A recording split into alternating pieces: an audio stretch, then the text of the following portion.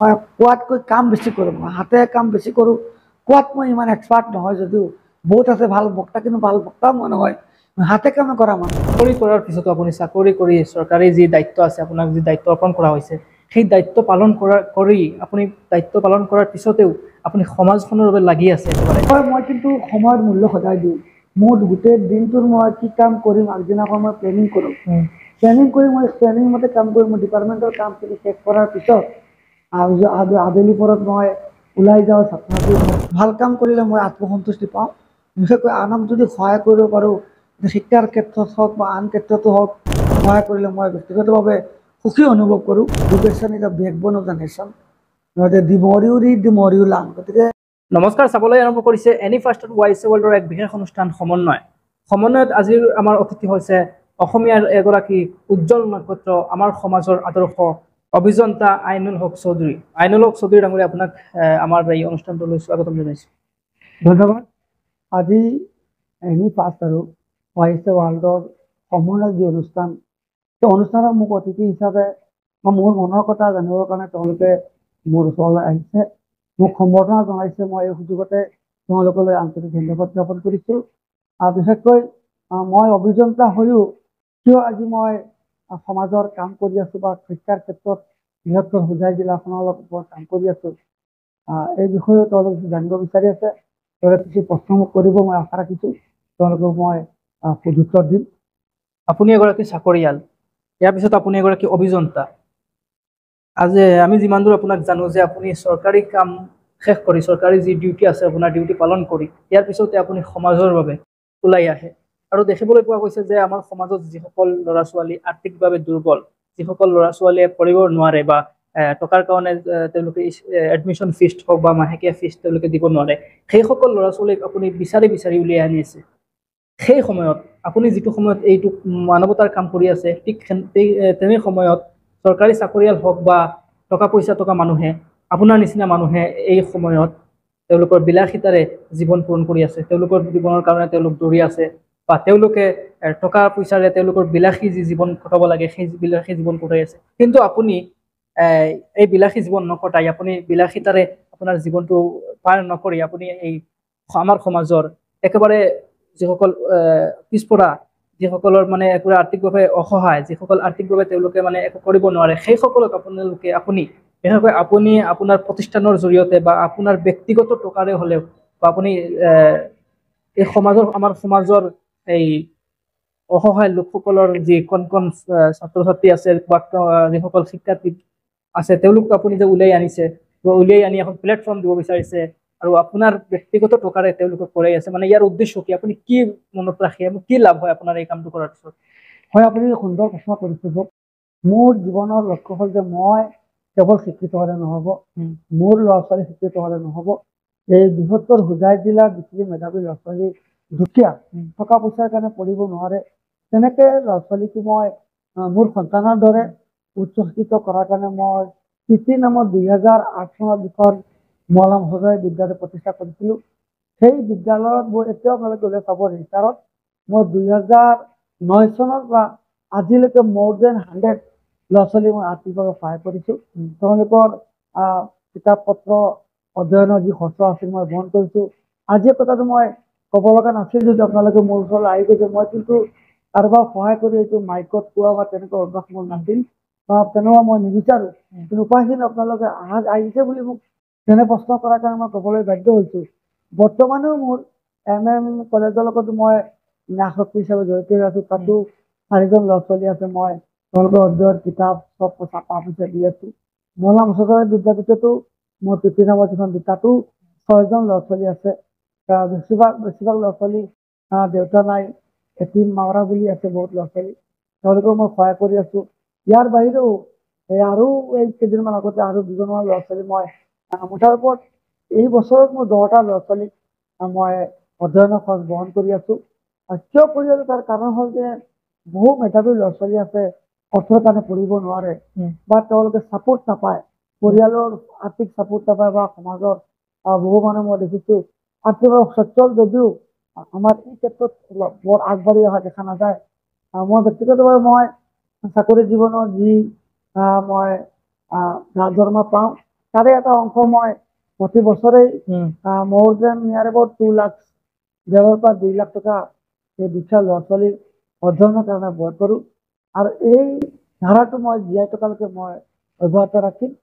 মই আশা ৰাখিছোঁ যে খুব কম দিনৰ ভিতৰতে মই আৰু কিছু ল'ৰা ছোৱালীক আৰু কিছু ল'ৰা ছোৱালী আৰু 2-এজন আৰু ল'ৰা ছোৱালীৰ সংখ্যাটো বঢ়োৱাৰ চিন্তা কৰি আছোঁ। আৰু মই এই NM কলেজখনৰ লগত জড়িত হৈ আছোঁ।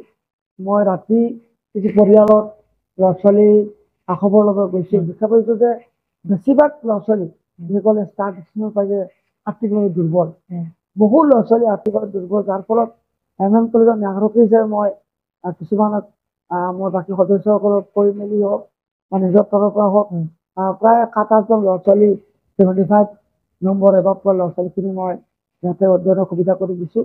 তেওঁলোকে নামভৰ্তি কৰিছে, ছেকেণ্ড ইয়াৰটো আছে, এই বছৰো লৈছে। গতিকে মই এই কষ্টটো কৰাৰ কাৰণে মই ফাৰ্ষ্ট আৰু ৱৰ্ল্ডৰ 2জন পৰ্টেল ছাত্ৰকে ধন্যবাদ জনাইছোঁ। মানে এইটো কেনেকুৱা সম্ভৱ যে এটা ধৰি লওক আপুনি সম্পূৰ্ণ বিনামূলীয়াকৈ এজন ছাত্ৰক উলিয়াই আনি এখন গাঁৱৰ পৰা উলিয়াই আনি আপোনাক আপুনি শিক্ষা দিবৰ কাৰণে চেষ্টা কৰি আছে? দেখক, এটা জাতি বিশেষকৈ আমাৰ এই হোজাই জিলাত মুছলমান সম্প্ৰদায় হওক বা আন সম্প্ৰদায়, বিশেষকৈ মুছলিম সম্প্ৰদায়টো শিক্ষাত বহুত পিছপৰা। এজন ল'ৰাক যদি আমি শিক্ষিত কৰিব পাৰোঁ, তেওঁ ক'ৰবাত গৈ চাকৰি এটা কৰিলে ছুটি পাব, সন্মানেৰে তেওঁ জীয়াই থাকিব পাৰিব। আৰু দুৰ্যোগমৰ টকা 1,000 2,000 দিয়ে টকাৰে তেওঁ খাই বৈশাখ কৰি পেলাব। গতিকে মই আজিৰ পৰা আজি 2009 চনৰ পৰা মই তেনেকৈ মই টেষ্ট মানি কাকো নিদিওঁ। মেক্সিমাম ক্ষেত্ৰত মই কিতাপ কিনা পঢ়া অধ্যয়নৰ খৰচটো মই বহন কৰোঁ। ই এটা স্থায়ী কাম, তাৰ জীৱনটো স্বাৱলম্বী হ'ব পাৰিব, সি নিজৰ ভৰিত থিয় হ'ব পাৰিব। গতিকে মই মোৰ যিটো ইনকাম হয়, ইনকামৰ এটা অংশ মই সদায় এনেকেই মই দি থাকিম আৰু দি গৈছোঁ আৰু দি থাকিম। মানে আপোনাৰ কেনেকুৱা এই যাত্ৰা আৰম্ভ হৈছিল? ধৰি লওক আপুনি এখন ভিতৰুৱা গাঁৱৰ পৰা ওলাই আহি আজি ইমান আপুনি যি স্থানত আছে, কোনখন বিদ্যালয়ৰ পৰা পঢ়ি আছিলে বা কি আপোনাৰ সম্পূৰ্ণ জীৱনী যদি আমাক অকণমান বিস্তাৰিতভাৱে ক'লে হয়। মই প্ৰথমে মই পঢ়া শুনাৰ প্ৰতি বৰ ৰাপ নাছিল। মোৰ খুৰাক অভিযন্তা আকাবুৰুমান চৌধুৰীয়ে বৰ গেলা কৰিছিল। গেলা কৰাৰ পিছত মই অলপ ডাঙৰ হৈয়ে মই প্ৰাথমিক বিদ্যালয় নাটেশ্বৰ প্ৰাথমিক বিদ্যালয়ত মই প্ৰাথমিক বিদ্যালয় অধ্যয়ন কৰিছিলোঁ। ইয়াৰ পিছত নীলবাগান কেএমই মাদ্ৰাছাৰ পৰা মই মাজুলীয়া বিদ্যালয়টো পাছ কৰিছোঁ। ইয়াৰ পৰৱৰ্তী সময়ত মই নীলবাগান উচ্চতৰ মাধ্যমিক বিদ্যালয়ৰ পৰা 9ম শ্ৰেণীত মই আকৌ কিবা এটা কাৰণত মই নকওঁ, মই মুৰাজাৰ উচ্চতৰ মাধ্যমিক বিদ্যালয়ৰ পৰা 10ম শ্ৰেণী পাছ কৰিছোঁ।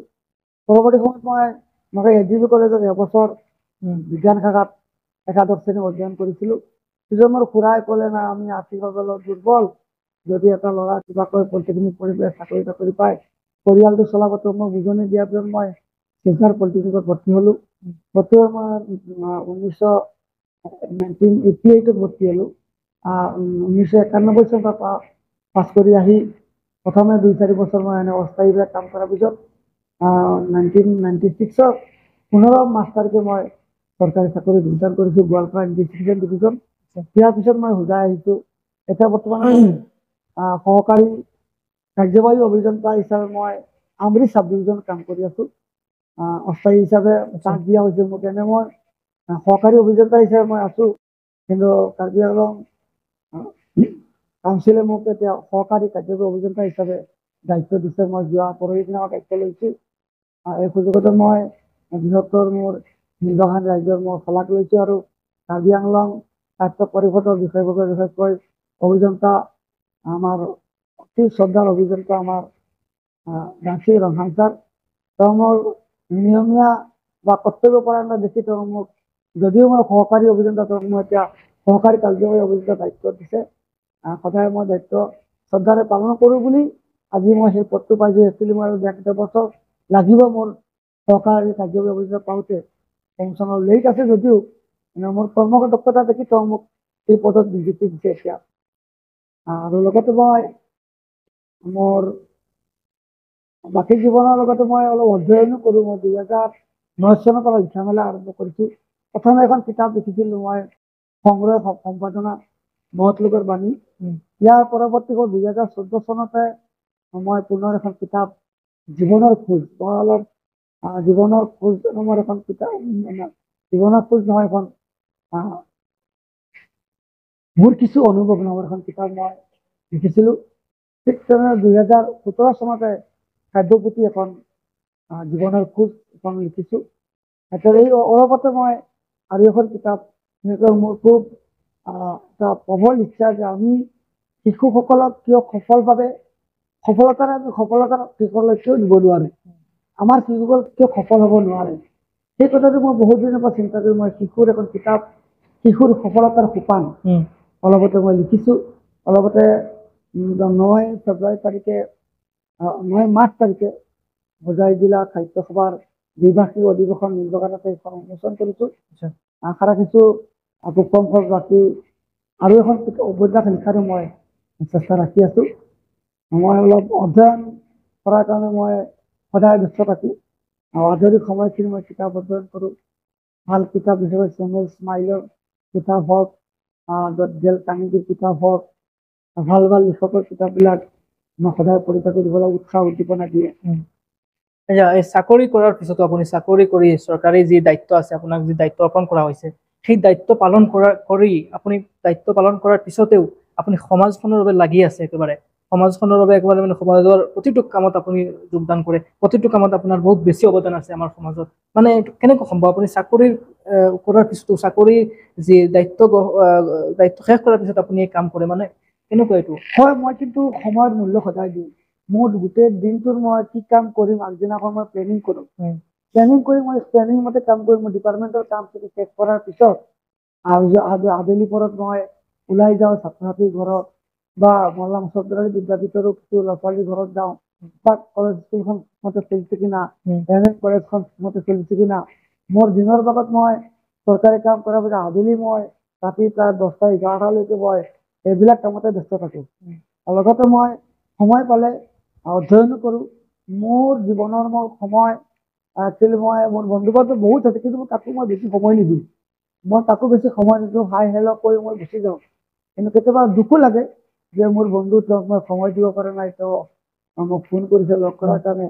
সেইকাৰণে মই বহু বিয়া বাৰুত মই যাব নোৱাৰোঁ, কাৰণ মোৰ কিছু কাৰ্যসূচী আছে, ছাত্ৰ-ছাত্ৰী পাছ হ'ব নোৱাৰোঁ, নিজৰ পৰিয়ালৰ খা খবৰ লোৱা। আৰু মই দুখ লাগে মই দিনত কেতিয়াও শুব নোৱাৰোঁ। বছৰত কেতিয়াবা 1 দিন বা 2 দিন মই আধা ঘণ্টা 1 ঘণ্টামান শুওঁ, তাতকৈ বেছি সময় মই শুব নোৱাৰোঁ। সময়ৰ সদায় সদব্যৱহাৰ কৰোঁ, মই সময় কেতিয়াও অপচয় নকৰোঁ, যাৰ ফলত মই ইমান কাম কৰিব পাৰিছোঁ। প্লাছ মোৰ এই সদিচ্ছাও আছে, ভাল কাম কৰিলে মই আত্মসন্তুষ্টি পাওঁ। বিশেষকৈ আনক যদি সহায় কৰিব পাৰোঁ, শিক্ষাৰ ক্ষেত্ৰত হওক বা আন ক্ষেত্ৰতো হওক, সহায় কৰিলে মই ব্যক্তিগতভাৱে সুখী অনুভৱ কৰোঁ। আৰু সেইটো মই জীৱনৰ ব্ৰত হিচাপে লৈছোঁ। মই যিমান পাৰোঁ আনক সহায় কৰি মই আনন্দ উপভোগ কৰোঁ। সমাজ এখনৰ উন্নতিৰ বাবে শিক্ষা কিমান প্ৰয়োজন? একচুৱেলি শিক্ষা অবিহনে এখন সমাজ কেতিয়াও আগবাঢ়িব নোৱাৰে। শিক্ষাক আপোনাৰ সমাজৰ মেৰুদণ্ড বুলি কোৱা হয়, জাতিৰ মেৰুদণ্ড বুলি কোৱা হয়। Education is the backbone of the nation. The more you read, the more U learn. গতিকে আমাৰ অভিভাৱক সমাজলৈ মোৰ এটা বিনম্ৰ অনুৰোধ, আপোনালোকে আন খৰচ বাদ দি নিজৰ সন্তানক বিশেষকৈ ভাল কিতাপ কিনি দিয়ক, ভাল স্কুলত অধ্যয়ন কৰাৰ সুবিধা কৰি দিয়ক। স্কুল যে বিল্ডিংখন ভাল নহয়, শৈক্ষিক পৰিৱেশ যদি ভাল য'ত আছে তাতে আপোনালোকৰ ল'ৰা ছোৱালীখিনি অধ্যয়ন কৰে আগবঢ়াই লৈ যাওক। ল'ৰা ছোৱালীখিনিৰ খা খবৰ লগত কিতাপ আছেনে, কলম আছেনে, বেমাৰ আজাৰ হৈছেনে, আৰু আজৰি সময়ত তেওঁলোকক ফুৰিবলৈ লৈ যাওক। কিছু হিষ্ট্ৰীমূলক চাই আছে, বিশেষকৈ ধৰক ছায়েন্স মিউজিয়াম আছে গুৱাহাটী, ইয়াৰ পিছতো বিভিন্ন প্লেচ আছে, সেইবিলাকত সন্তানবিলাক লৈ যাওক। আৰু শিক্ষা নহ'লে কোনো জাতি কেতিয়াও আগবাঢ়িব নোৱাৰে।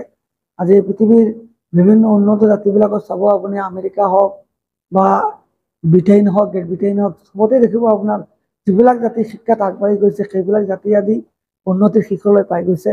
গতিকে মই আজিৰ সমাজৰ এটা আহ্বান কৰোঁ, আজিৰ অভিভাৱক সমাজ বা সচেতন সমাজৰ এটা আহ্বান যে আপোনালোকৰ নিজৰ সন্তানক ভাল উচ্চ শিক্ষাৰে শিক্ষিত কৰক, লগতে ভাল মানুহ কৰাৰ কাৰণে চেষ্টা কৰক। আজিৰ দিনত দেখা পাইছোঁ আমি যদিও শিক্ষিত, কিন্তু ভাল মানুহ আমি হ'ব পৰা নাই। ভাল মানুহ গঢ় দিয়াৰ কাৰণে আমি কিছু নৈতিকতাৰ কথা আছে, নৈতিক শিক্ষাৰে আমি শিক্ষিত হ'ব লাগিব। এই সুযোগতে মই আজিৰ এই অনুষ্ঠানত মোক অতিথি হিচাপে মতাৰ কাৰণে মই এনি ফাৰ্ষ্ট আৰু YSA ৱৰ্ল্ডৰ স্বত্বাধিকাৰী দুয়ো পটেল স্বত্বাধিকাৰীক মই আন্তৰিক ধন্যবাদ জ্ঞাপন কৰি পুনৰ এই সমাজখন যাতে শিক্ষাৰ ক্ষেত্ৰত আগবাঢ়ি যায়, আমাৰ সমাজৰ নৱপ্ৰজন্মৰ যাতে সেলফ ডিফেন্স হয়, ক্ৰিয়েটিভ কামত নিজকে নিয়োগ কৰে, সদায় ভাল চিন্তা কৰে, পজিটিভ চিন্তা কৰে। সদায় পজিটিভ চিন্তা কৰিলে নিশ্চয় নিজৰ মনো ভাল থাকে, সমাজৰো উন্নতি হয়, ব্যক্তিগতভাৱেও মনটো সদায় উৎফুল্লিত হৈ থাকে। এইখিনি কৈ মোৰ বক্তব্য, আজিৰ এই অনুষ্ঠানৰ বক্তব্য মই ইয়াতে সামৰণি মাৰিছোঁ। মই পুনৰ দুইটা পৰ্টেলৰ স্বত্বাধিকাৰীলৈ আন্তৰিক ধন্যবাদ জ্ঞাপন কৰিছোঁ। ধন্যবাদ জ্ঞাপন কৰিছোঁ আপোনাক, আপোনাৰ যি মূল্যৱান সময় দিয়াৰ বাবে আমাক। আৰু এটা কথা মানে আমাৰ যি অনুষ্ঠান সমন্বয়ত আহি আপোনাৰ কেনেকুৱা লাগিল? সঁচাকৈ মই সমন্বয় গোষ্ঠীক আন্তৰিক ধন্যবাদ জ্ঞাপন কৰিছোঁ। এয়া প্ৰথম মোৰ এনেকুৱা পৰ্টেলবিলাকত মই প্ৰথমে এনে সাক্ষাৎকাৰ তেওঁলোকে লৈছে।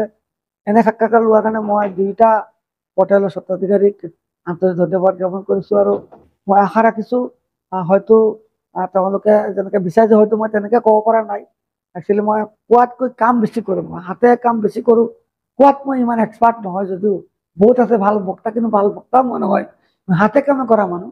গতিকে মই পুনৰ দুইটা পৰ্টেলৰ স্বত্বাধিকাৰীক আন্তৰিক ধন্যবাদ জ্ঞাপন কৰি অনুষ্ঠানটো ইয়াতেই সামৰণি মাৰিছোঁ। সকলোৰে সুখ শান্তি সফলতা কামনা কৰি মোৰ বক্তব্য ইয়াতে শেষ কৰিছোঁ। সকলোকে ধন্যবাদ জ্ঞাপন কৰিছোঁ। আজিৰ অনুষ্ঠান ইমানেই। আশা কৰোঁ পৰৱৰ্তী সময়ত আকৌ আপোনালোকৰ লগত লগ পাম এজন নতুন অতিথিৰ সৈতে। ধন্যবাদ।